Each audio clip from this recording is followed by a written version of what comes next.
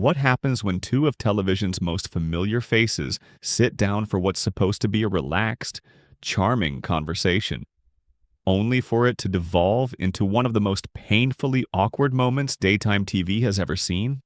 When Mark Harmon met Kelly Clarkson on her own stage, the atmosphere didn't just get tense, it cracked.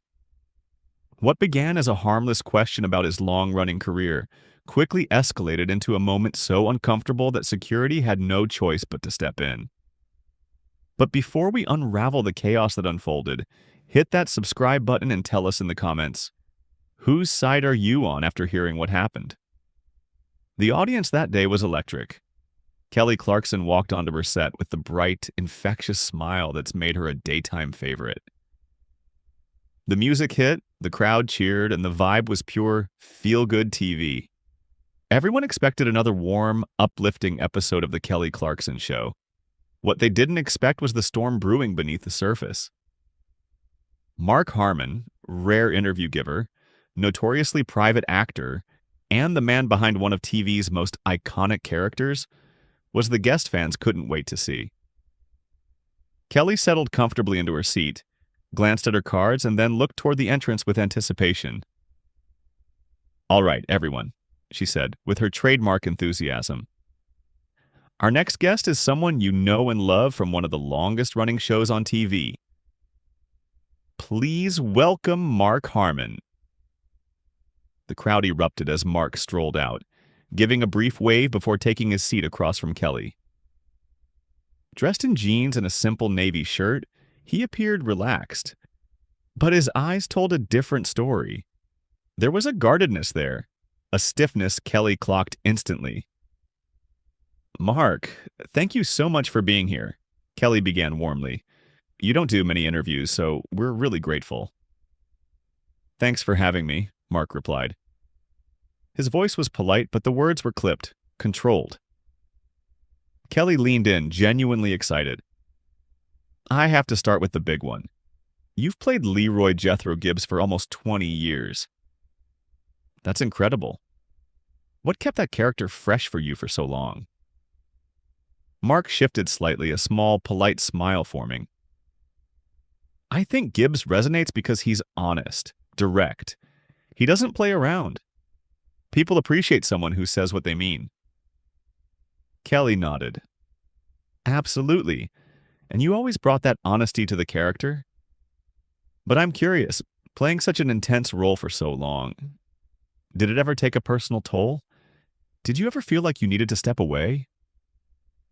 For the first time, Mark's expression changed, subtly but undeniably. "Every job has its challenges," he said, "but I knew what I was signing up for." Sensing something under the surface, Kelly pushed a bit further. "Right, of course, but there's been talk, industry talk, about conditions on set. Long hours, heavy schedules. Did it ever feel like too much?" Mark's jaw tightened, almost imperceptibly but enough to shift the room's energy. "That's a question you could ask anyone in this business," he said. "It's not unique." Kelly attempted to keep things light, but the tension had already started to seep into the room. "Of course, I'm just saying." Kelly leaned in, keeping her tone steady. "You've always been known as a consummate professional, dedicated, intense. Some might even say too committed. Were there ever moments when you felt like walking away entirely?" That question landed hard. Mark straightened sharply, his gaze locking onto Kelly with unexpected force. "What exactly are you implying, Kelly?" A ripple moved through the audience. People shifted in their seats, sensing the sudden shift in temperature. Still, Kelly held her ground. "I'm asking a straightforward question. Over the years, there have been rumblings, stories about tension on set, people whispering that you were difficult to work with. I'm giving you the chance to clear the air." Mark's expression darkened. "Difficult? Interesting choice of words. You know what's actually difficult, Kelly? Dealing with talk show hosts who pretend to be friendly while digging for controversy." For a split second, Kelly's smile flickered, but she quickly steadied herself. Mark, I'm not digging for anything. I'm trying to have an honest conversation. If the rumors aren't true, just say that. But your reaction makes it seem like there might be something there. Defensive? Mark scoffed, letting out a laugh that held no trace of amusement. You bring me on your show under the guise of a friendly chat, then blindside me with tabloid nonsense. And I'm the one being defensive. The audience went completely still. No whispers, no gasps, just tense silence. Every eye glued to the unfolding confrontation. Kelly pressed forward. It's not tabloid nonsense when multiple people from your own show have spoken publicly. Former crew, even cast members, have said the environment was difficult. That you ruled the set with an iron fist? That's not gossip, that's reporting. Mark leaned back, arms crossing with a controlled, simmering irritation. And what exactly did these so-called insiders claim? That I expected professionalism? That I wanted people to show up ready to work? That I didn't tolerate laziness? If that's the case, then yes, I'm guilty. There's a line between high standards and creating a toxic workplace, Kelly countered. And according to those people, you crossed it. Mark's eyes narrowed. Name one. Just one person who ever said that to my face instead of hiding behind anonymity. Go on. Kelly hesitated, just for a breath, but it was long enough. Mark seized it. Exactly, you can't, because you don't have real evidence. Just rumors you're hoping will boost your ratings. This isn't about ratings, Kelly snapped, her own composure beginning to crack. It's about accountability. You've portrayed yourself as a strong leader, someone who runs a tight ship. But maybe you were just a bully who used your status to push people around. The word bully hit like an explosion. The audience froze. Mark's face flushed a deep red, and when he finally spoke, his voice was dangerously calm, barely containing what simmered underneath. You don't know a thing about me or how I ran my set. You sit here in your cushy studio, with fans cheering your every word and interview questions designed to flatter. And you think that gives you the right to judge the way I work? That's rich, Kelly. Really rich. Kelly's eyes flashed with irritation. I interview all kinds of guests, Mark, and I ask the tough questions when they need to be asked. If you can't handle that, maybe you should stick to the comfort of scripted shows where everything goes exactly how you want. Mark let out a sharp scoff. This isn't tough questioning. This is a setup. A smear piece dressed in daytime TV lighting, and pretending otherwise is insulting. Then Kelly's tone shifted. Sharp, sudden, unfiltered. Then leave, she snapped. If you truly believe this is some kind of hit job, if you think I'm so bad at what I do, then get up and walk out. No one is keeping you here. The challenge hit the air like a spark to gasoline. The audience froze, wide-eyed, as the tension thickened. Mark stared at Kelly for several long, heavy seconds. The studio light seemed to sharpen, the silence stretching so tight it felt like it could snap. When he finally spoke, his voice was chillingly calm. You want me to leave? That's really what you want. He leaned forward slightly. Because here's the truth, Kelly. I came on this show as a favor. My publicist suggested it would help people see another side of me, that I could be more approachable. But instead, I walk into an ambush. This isn't an interview, it's character assassination. Kelly didn't blink. I'm asking questions people deserve answers to. If you can't handle basic accountability, then maybe you've lived in a protective bubble for a little too long. Protective bubble? Mark's voice sharpened. Do you have any idea what it's like to carry a show for 20 years? To be responsible not just for your own performance, but for the hundreds of people whose paychecks depend on that show staying successful. Rain or shine, sick or healthy. Whether your personal life is falling apart or not, you show up and deliver. Because if you don't, families lose income, lives get affected. That still doesn't give you a free pass to treat people badly, Kelly shot back. Success doesn't excuse cruelty. This industry is full of powerful men who think being talented entitles them to behave however they want. Mark narrowed his eyes. Powerful men. So that's where we're steering this now? You're turning it into a gender commentary? Really? This has nothing to do with gender, except it does, Kelly countered. Because the stories I've heard, most of them involve your behavior toward women on set. Makeup artists who said you wouldn't even acknowledge them. Script supervisors you snapped at for tiny mistakes. Actresses who felt uncomfortable around you because of your temper. That is absolutely false, Mark fired back. I've worked with countless women, many of whom I deeply respect. You are twisting isolated moments into some narrative you already decided on before I even walked in. Then explain this. Kelly reached under her desk, pulling out a card. Explain why 3 separate people, all of whom worked on your show, describe the same pattern of behavior. She held the card up. A former makeup artist said, and I quote, Kelly read slowly, clearly, letting each word hit the air like a hammer. He made me feel invisible, like I wasn't even human. Just a tool he was forced to tolerate. The audience gasped softly. Mark's expression changed, tightening, hardening, recalculating. And that was just the beginning. Kelly flipped to the next card, her expression unyielding. Another crew member said, You never knew which Mark you were going to get. The charming one, or the one who'd rip your head off over the smallest mistake. Care to respond? Mark's face had gone a deep shade of red, his fingers digging into the armrests of his chair. You know what I find interesting, Kelly? These quotes are conveniently vague, generalized enough that they could apply to anyone who's ever had a long day on set. We work 14, sometimes 16-hour days. People get tired. People get short. But you're cherry-picking rough moments and stitching them together to make me look like a monster.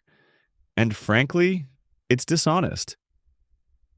Is it dishonest, Kelly challenged, to hold powerful people accountable? Is it dishonest to give a voice to those who felt they couldn't speak up because you had all the authority? You want to talk about power? Mark leaned forward, his voice low and sharp. You have a national platform. Millions watch your show every day. And you're using that platform to destroy someone's career based on anonymous sources and secondhand stories. That, right there, is the real abuse of power. Kelly shook her head firmly. No, Mark. The abuse of power happens when someone in your position, someone with decades of influence, makes the people under them feel small. And when you build an environment where people walk on eggshells because they have no idea when you'll snap. I have never made anyone afraid, Mark shot back. Holding people to a high standard is not the same as being abusive. Expecting professionalism is not the same as tyranny. And if you can't distinguish between the two, maybe you shouldn't be the one conducting interviews. Then maybe, Kelly said coldly, you should explain that to the young actress who left your show after 1 season because she couldn't handle the environment. Or the writer who had a panic attack after you shredded his script in front of everyone in the room. That hit like a slap. Mark stood up so fast his chair screeched across the studio floor. That's enough. You don't know what you're talking about. That actress left because she got a better offer. And that writer, if you're referring to who I think you are, was consistently late, turned in sloppy pages, and couldn't meet even the basic expectations of the job. But sure, why not turn me into the villain anyway? The audience gasped. People shifted, murmured, exchanged uncertain glances. Kelly stayed seated, her voice level but steely. Sit down, Mark. He blinked in disbelief. Excuse me? Sit down, she repeated, each word clipped and firm. We're not finished. Oh, I think we're very much finished, Mark replied. This interview is over. I'm not staying here to be lectured by someone who's never had to shoulder the weight I've carried. The weight you've carried? Kelly rose now too, matching his height, matching his intensity. Mark, everyone in this industry carries weight. Every actor, every crew member, every PA who wakes up at 4 a.m. to make these productions happen. And most of them manage to do it without making people miserable.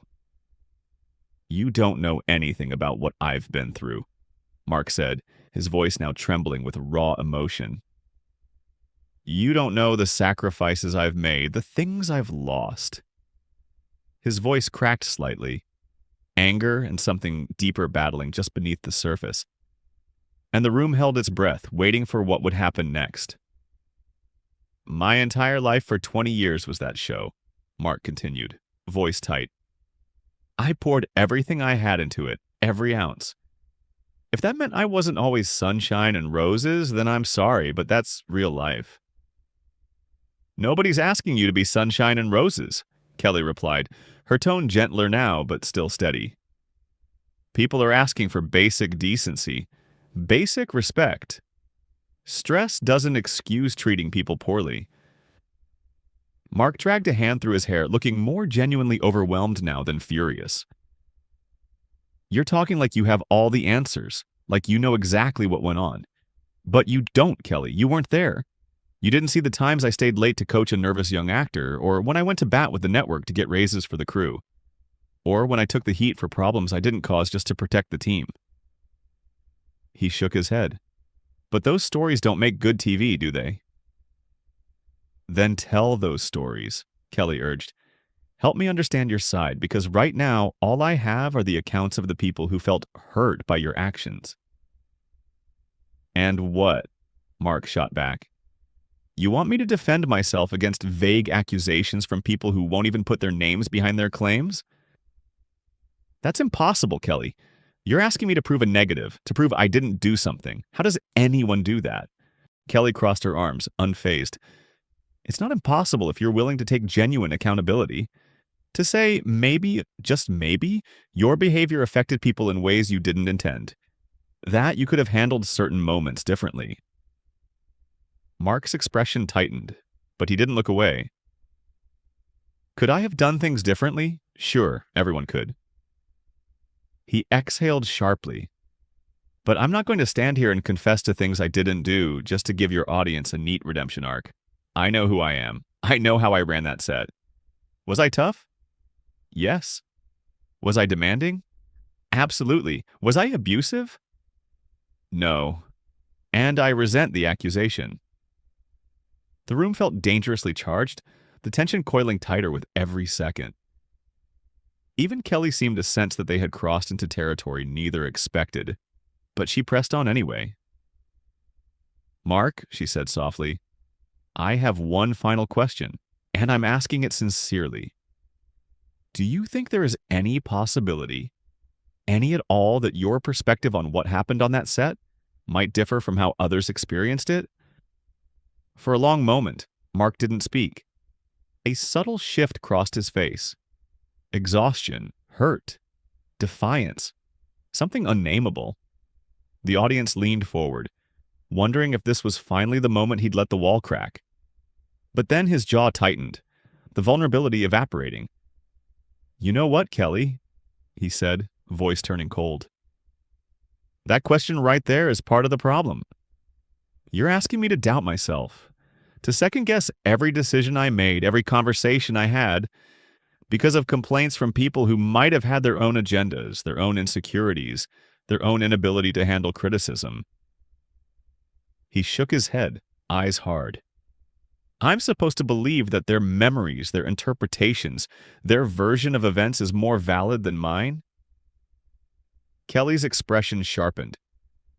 I'm asking you to consider that your impact on people might have been different from your intent. That's called empathy. That's called growth. Don't lecture me on empathy, Mark snapped, the anger rising again. I've been in this industry longer than you've been alive, practically. I've mentored actors, supported crew through personal crises, fought for people behind closed doors in ways they'll never know. But none of that matters to you, does it? Because it doesn't fit the narrative you've decided to spin. The tension in the room sharpened as Kelly's voice caught with frustration. "The story I want to tell?" she echoed, her disbelief echoing across the set. She reminded Mark that none of the allegations were invented by her. Real people had stepped forward, sharing real experiences. And instead of pausing for even a moment to reflect on their perspective, he had spent the entire conversation portraying himself as the wronged party and her as the aggressor. That pushback hit a nerve, and Mark fired back without hesitation. In his view, he had been blindsided. He believed he had been invited for a warm, nostalgic conversation about his long career, only to be thrust into what he felt was a courtroom where the verdict had been decided before he ever arrived. But Kelly wasn't backing down. She insisted that a real hit piece would never have offered him the chance to speak in his own defense. She had given him space to explain, to add nuance, to tell his side, and every response he gave circled back to accusing her of attacking him. Mark rejected that outright. To him, every question she posed had been engineered to corner him. If he defended himself, he looked combative. If he admitted fault, it would be spun as an admission of guilt. In his mind, the entire setup was unwinnable. Kelly wasn't having it. She challenged his refusal to take responsibility, his unwavering certainty that he had always been in the right. Maybe the reason he felt trapped, she argued, was because he refused to acknowledge that others' experiences could be valid too. Her words were met with a flush of anger rising in Mark's face. He pivoted sharply, accusing her of hiding behind a persona of compassion while using other people's pain to boost ratings. If they were going to talk about abusing power, he said, perhaps she should be willing to admit her part. The audience gasped, and for the first time, Kelly's warmth vanished completely. She told him plainly that she would not be lectured about integrity on her own stage. She had built her platform on sincerity, on listening, understanding, and holding space for people. If he couldn't tolerate tough questions, she argued, that wasn't her failing. Mark, however, scoffed at the idea of authenticity. He accused her of smiling through an ambush, of pretending to care while setting him up to fall.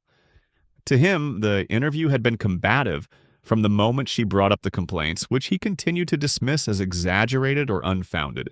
Kelly's patience snapped. She reminded him that these weren't hypothetical stories. They were real accounts from real people who believed his leadership made them feel small or dismissed. And his refusal to even entertain the idea only reinforced their claims. Mark's voice dropped to a chilling quiet as he insisted she didn't know him at all. Everything she believed was based on whispers and secondhand stories, and she had already decided who he was long before the conversation began. Kelly met that with a challenge. If he believed her wrong, then he should prove it by addressing the allegations directly rather than dodging or attacking. Why would multiple people independently describe similar experiences if there wasn't some truth at the core? Mark simply shook his head. He said he couldn't prove something didn't happen, couldn't prove someone else's memory was inaccurate. Every time he shared his perspective, he felt she dismissed it as irrelevant, so he questioned why he should remain on the stage at all. Kelly didn't blink. If he felt so deeply wrong, so profoundly mistreated, then he should walk away. She told him plainly if he wanted to show the world he couldn't handle criticism, walking off would certainly do it. The tension in the studio felt almost tangible as Mark's expression shifted into something unreadable. His voice, low and incredulous, cut through the charged silence. "You want me to walk off? So you can tell everyone that Mark Harmon couldn't handle the heat and stormed off your show? That's what this is about, isn't it? Creating a moment, a viral clip, something to get people talking about the Kelly Clarkson show."